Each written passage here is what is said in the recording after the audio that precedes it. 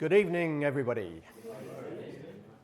Tonight, I'm talking about the sun. Its activity goes through an 11-year cycle, and we are very close to solar max, the maximum of activity. This is a rather wonderful video taken by the spacecraft, the Solar Dynamics Observatory. It's a time-lapse showing us how fascinating the sun can be as an object to observe. We can see surface features, and scientists can try and figure out what's going on inside, but simply looking at what's going on the surface can be very interesting in its own right. So this talk is Exploring the Solar System, Part 5. Yes, I know you haven't had the other 4 parts leading up to this, but it doesn't matter. I've written a series of short talks on how we explore the solar system. Each of the short talks is independent. This one happens to be number 5. So a reminder, because I must do this every time, a reminder that the only time you can look at the sun unfiltered without any specialist equipment is during a total eclipse of the sun. At any other time, like recently when we had a partial eclipse, of course you must always make sure you never look at the sun directly, and must use, in the case of an eclipse glasses. In the case of any other solar observations, make sure you use equipment which has been certified as safe. So with eclipse glasses, a reminder that everybody must wear eclipse glasses when observing partials, whether you're young, whether you're old. In fact, it doesn't actually matter what species you are, you still need to wear glasses to make sure you protect your eyes. Some dogs can pull it off with style, some haven't got quite the same panache. Let's remind ourselves about our sun first. Our sun is a relatively typical star. If we take all the stars we know about and plot them on a graph with vertical axis luminosity and horizontal axis surface temperature, or color if you prefer, our sun comes out sort of in the middle. On the luminosity scale, it has 1 times the luminosity of the sun. That's effectively by definition. And on the horizontal scale, we have a surface temperature of about 6,000 Kelvin, just shy of that.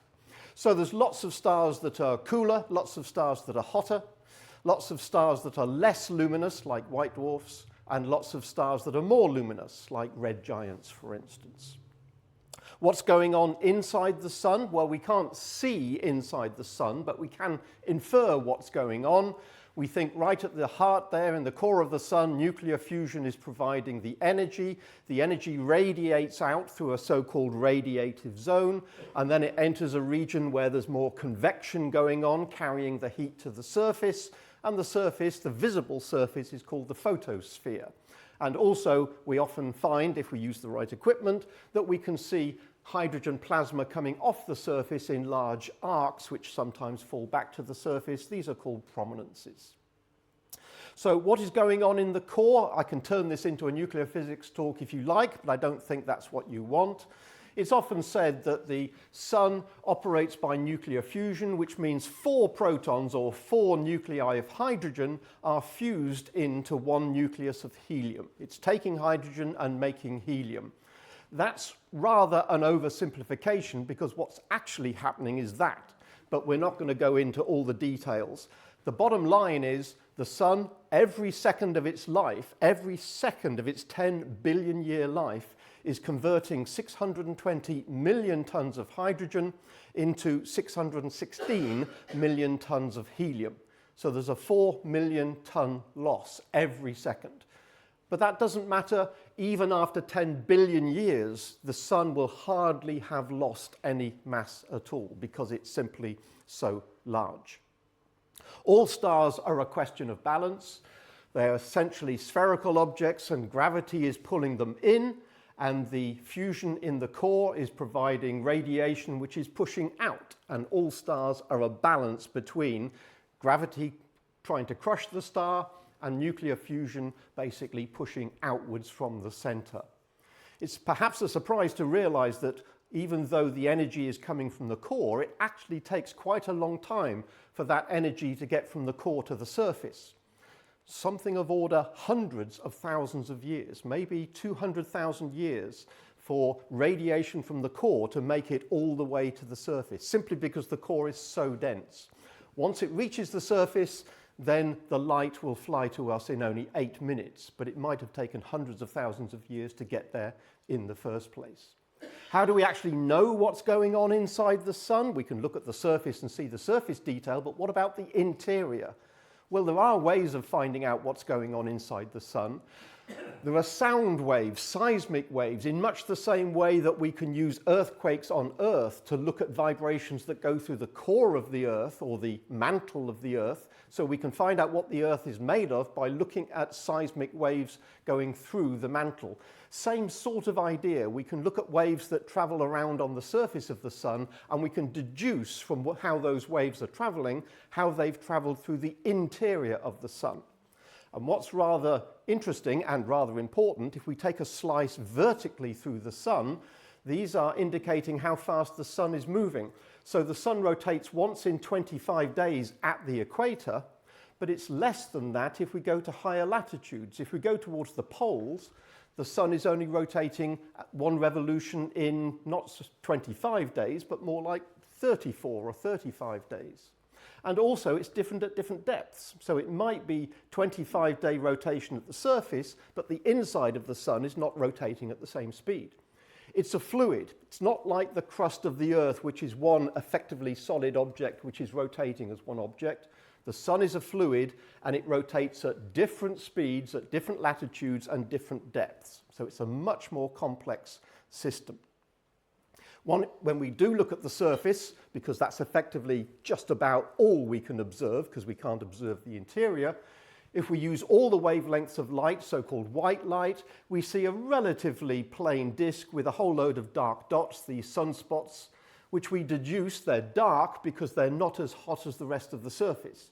Most of the surface of the sun is 6,000 Kelvin. These sunspots are a little bit cooler at only 4,000 Kelvin, and hence they look dark by contrast against the rest of the surface of the sun.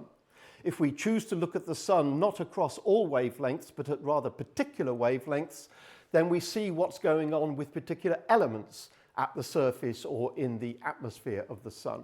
For instance, if we choose the wavelength corresponding to the color at which hydrogen is emitting, 656 nanometers, then we see not simply a blank disk with a few sunspots, we see lots of surface structure, and we see prominences around the edge. We can see these large tongues of plasma that are coming off the surface. Sometimes they reach the surface and then fall back. Every once in a while, these prominences will be released completely from the surface. They'll gain escape velocity, and these so-called corona mass ejections will be blasted off into space. If they come our way, they can interact with the Earth's magnetic field, and the charged particles that are in these coronal mass ejections can interact with the Earth's atmosphere and lead to aurora. So that's a picture I took quite a long time ago, roughly 2 cycles ago, just over 20 years ago, and this was in Iceland, and the entire sky lit up green. There's the Pleiades right in the middle, and there's Orion peeking in from the left-hand side.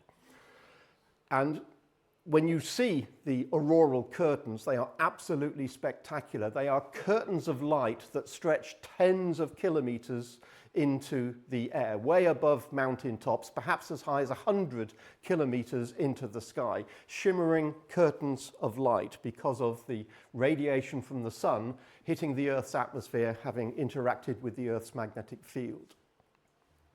Now, most of what we learn about the sun, or what we have learned in the past about the sun, comes from looking at the surface. And one of the earliest examples of somebody making a note of what they've seen on the surface of the sun was from John of Worcester, a monk. And look at the date, 1128. This is one of the first recordings of a sunspot. So this, I'm not very good at Latin myself, but this apparently is a recording of having seen the sun with a very large sunspot on it. I'm not quite sure whether this was seen on a foggy day or whether this was seen at sunset or seen under some other circumstances. But with the invention of the telescope, back in the early 1600s, people like Galileo, for instance, started using the telescope to project an image of the sun onto a wall or a piece of paper, and then started to record what the sunspots were doing. Just like seeing moons are going around Jupiter, which indicated that the Earth is not the center of the universe, seeing blemishes on what should be a perfect sphere according to the dogma at the time. This is a paradigm shift in our understanding of how the universe is put together. Some people weren't convinced that sunspots were actually on the surface of the sun. Some thought they were atmospheric effects, but it wasn't long before people realized, yep, they must be on the surface of the sun. Perhaps they are actually fires producing smoke, was what some theory at the time. I'm not sure what the rest of the sun was supposed to be, perhaps green fields, but then little campfires produced these little bits of smoke, and that's what we're seeing. That soon got overturned. But rather amazingly, even as early as the 1800s, people were producing some stunning drawings. Presumably, they projected an image, a very large image, and of course, the human eye is very good at seeing fleeting detail, which photographs would otherwise blur out. But the quality of early drawings like this is truly incredible, especially when you compare it with the latest images that can be obtained from professional telescopes. Yes, we can see phenomenal detail, but that's using technology which is way beyond what was available in the 1800s. So this is a close-up of one individual sunspot where, again, the background of the sun is at about 6,000 Kelvin. You can see individual convection cells, much like if you put a pan of water on a gas stove and then heat it up, you see convection as the heat from the bottom bubbles to the surface and you get convection cells. We're seeing the same thing on the surface of the sun, but something is stopping the heat coming through in these areas, which is why they are dark. Technically not black, they are still quite bright, but they only appear dark by comparison with the rest of the surface of the sun. If we look at the surface of the sun, here's a video, you can see those convection cells. You can see that the surface of the sun is roiling because of all of this heat coming from below, bubbling to the surface and producing this convection. And again, you can get the scale there from the Earth in the corner. Some of these convection cells are the sizes of countries on the Earth. If we define activity of the sun according to how many sunspots we see, that's not the only way of defining activity, but it's the easiest one to quantify. Sunspots have been recorded since the invention of the telescope. I'm sure they were seen earlier than that, like John of Worcester, but they weren't necessarily well documented. And we see that if we look at what's been happening, especially since 1750, when they were recorded quite methodically, we see the number of sunspots on the sun goes through a quite well-defined cycle. It's a roughly 11 years, not absolutely accurate. It's sometimes maybe 10 years, sometimes it's a little closer to 12 years. But there seems to be this regular periodicity in the activity of the sun. Back in the late 1600s, something very odd happened. These are red crosses rather than blue lines, simply because the data was a little more sporadic and a little less reliable. But still, there seems to be evidence that sunspots effectively disappeared for 50 years, for reasons which are still not understood. And anybody trying to understand the sun now must try and explain not only the 11-year cycle, but why it might be that that cycle dies every once in a while.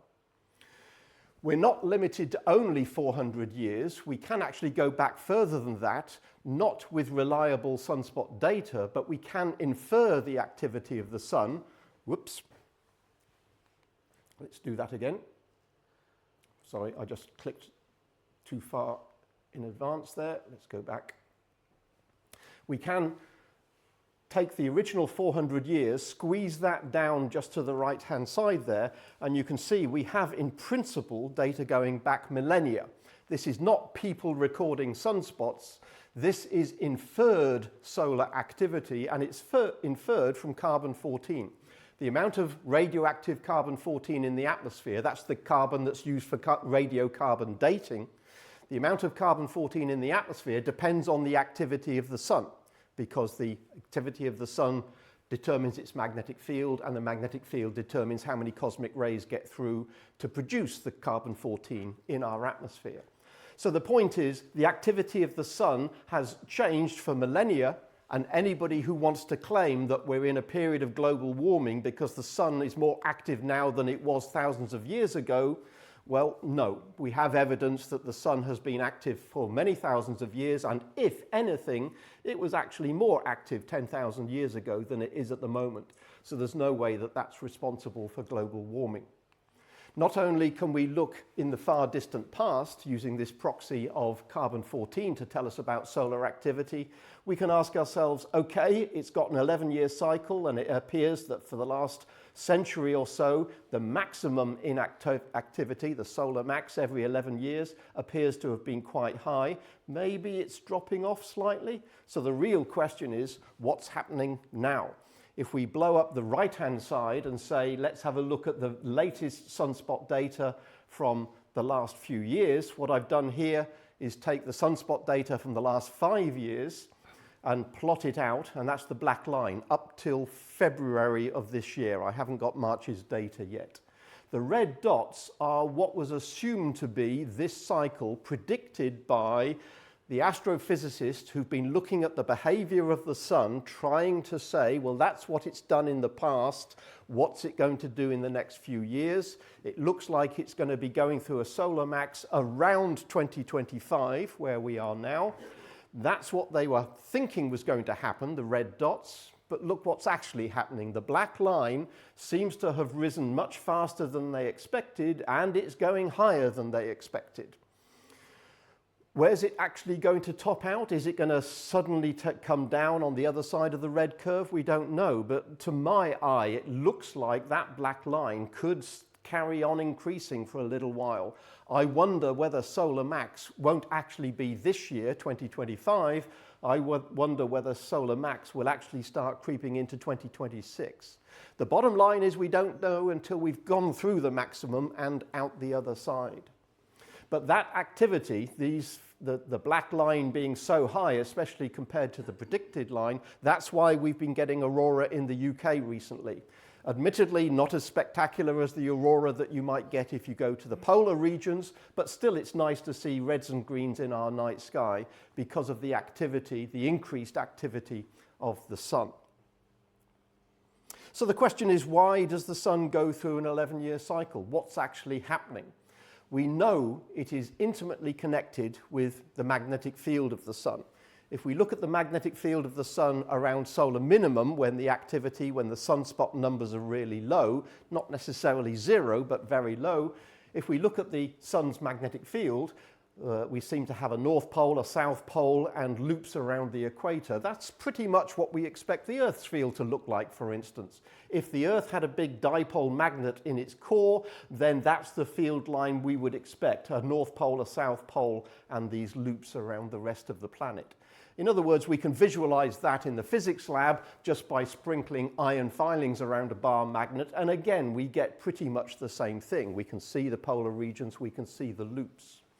So all of that is pretty understandable. But the question is, what happens when the sun goes towards solar max? There's solar min, a north pole, a south pole, and loops around the equator. What does the magnetic field look like half a cycle later when we're at the maximum activity and there's lots of sunspots on the surface? The magnetic field changes to something like that. It's an absolute mess. All of the magnetic field lines appear to be tangled together. And as we go towards the next solar min, they effectively straighten themselves out again. So it's the magnetic field lines that are doing this. Then the question is, okay, the magnetic field is going through an 11-year cycle. Why is the magnetic field line changing? Why are the magnetic field lines changing this way? It's all down to something I noticed and told you about a few slides ago. The sun is a fluid. It doesn't rotate as a solid object. The equator is rotating in 25 days, but the pole is rotating in 28 or 30 or 34 days. So there's a distinct difference in the speed of rotation. That means if you start with a magnetic field that looks very sensible, magnetic field lines as you would expect in a bar magnet, for instance, what's going to happen as the sun rotates? The equator is traveling faster than the poles. The magnetic field lines are going to get dragged round by the sun's rotation. So after a little while, those field lines are going to get distorted.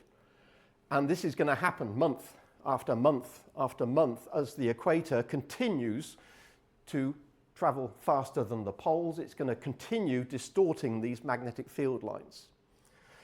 What's that going to actually look like? Well, it's going to look like that. I know it's difficult to take in any of these details of what's actually going on here. The bottom line is, well, okay, you can't take in the details, so let me summarize what's on this slide. I can summarize it very simply in a very short sentence, and that is, well, it's complicated.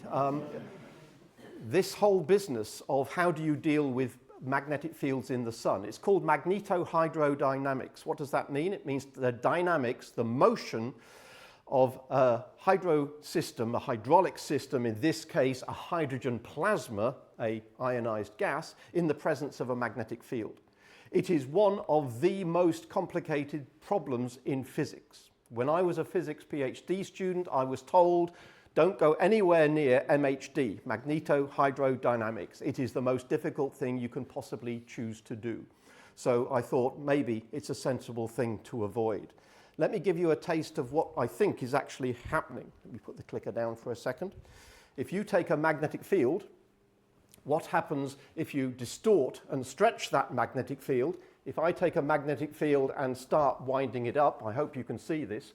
If I start winding up the magnetic field, what's going to happen is it starts to distort and you start to get loops forming. Whoops, there we go. So as soon as you start stretching magnetic fields, you can end up with loops.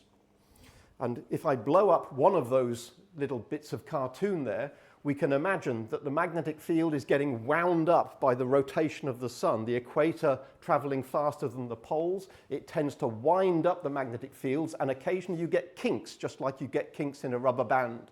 Please come and try it for yourself after the talk.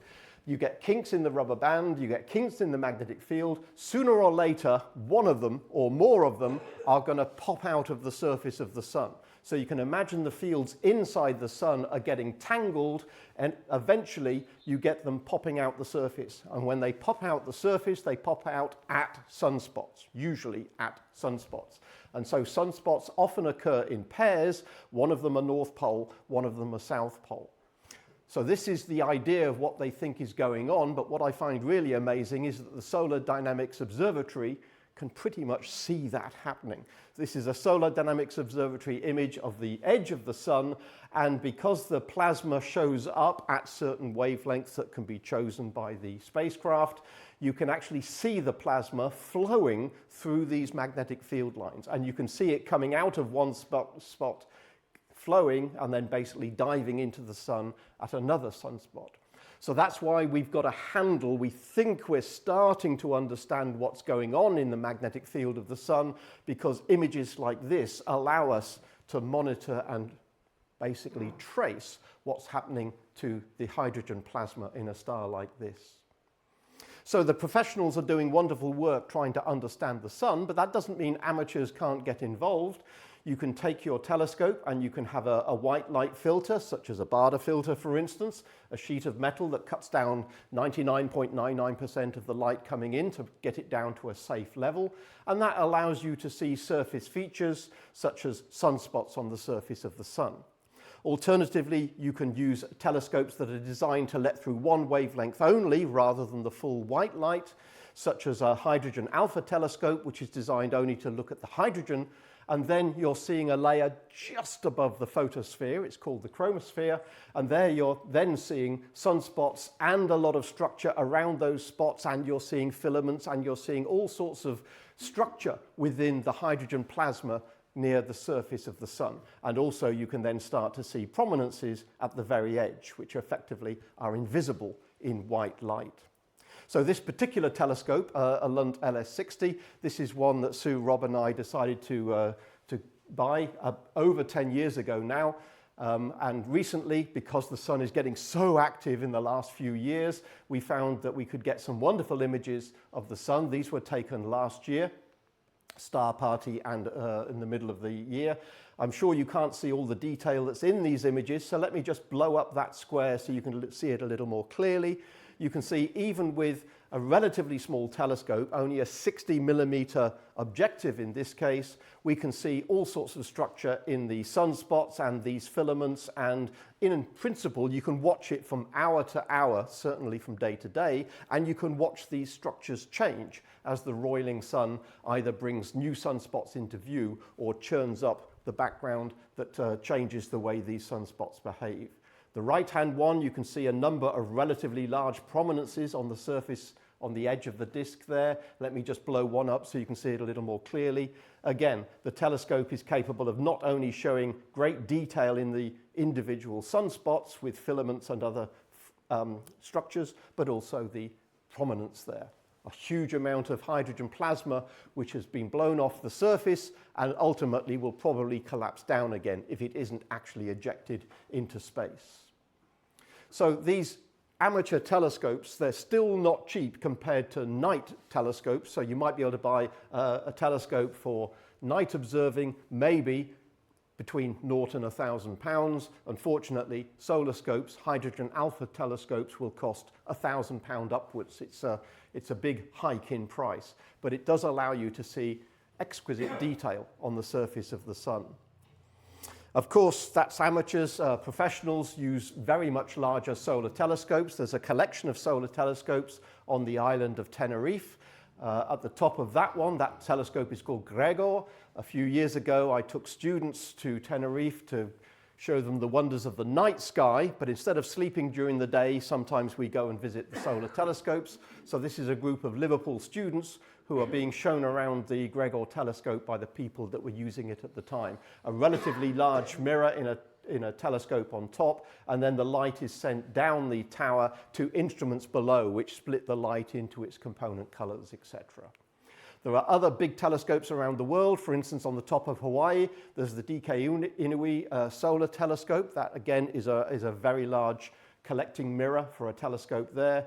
And the unimaginatively named EST, the European Solar Telescope, is going to be built on La Palma in the near future. Again, that's going to be an absolute state-of-the-art telescope on the Canary Islands that will be rivaling space telescopes for telling us what the sun is actually doing.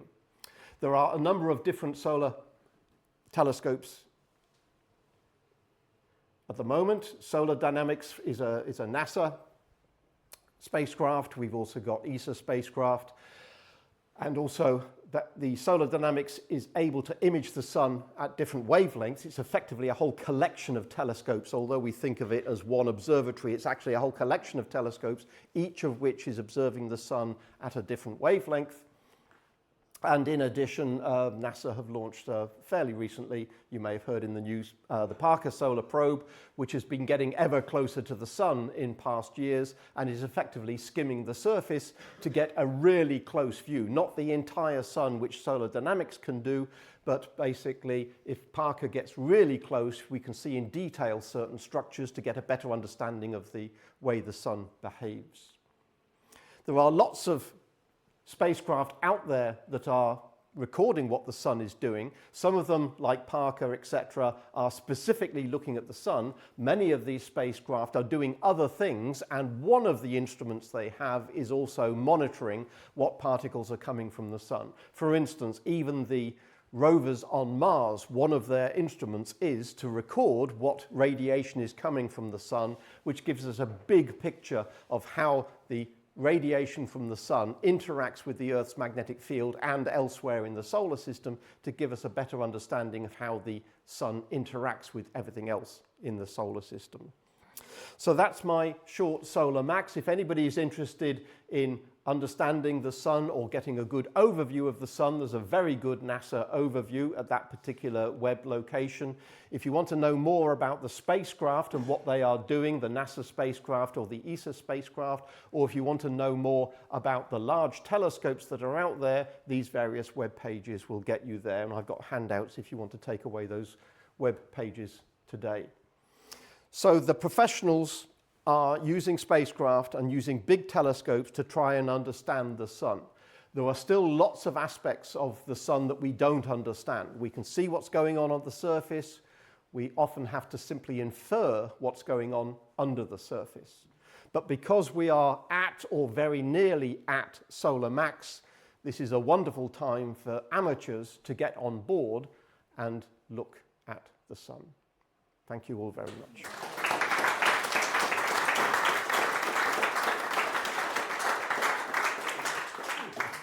Thank you, Steve. Do you have any questions for Steve?